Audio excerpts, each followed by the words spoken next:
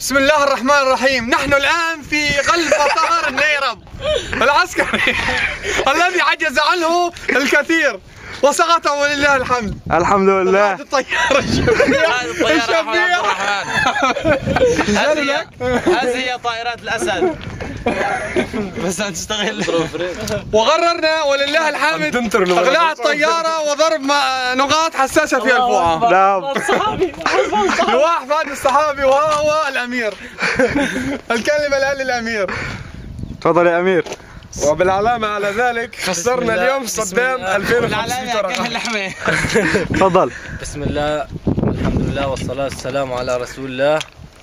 الآن قمنا بتحرير مطار نيرب العسكري من جنود الأسد والشبيحة، وبإذن الله سوف نتابع إلى المطارات الأكبر، وإن شاء الله توجهنا القادم إلى مطار دمشق الدولي ومطار حلب الدولي إن شاء الله. يا حبيبي يا شباب اشتغل القنص جنبنا. تكبير. الله أكبر. قتلاهم قتل الشبيحة بالآلافات، وخاصة هذول الفلسطينية جماعة أحمد جبريل. نسيطر عليها، وسوف نقوم الآن بالطيران إلى مدينة القرداحة إلى الطيار أحمد عبد الرحمن. إعلامي الفاشل.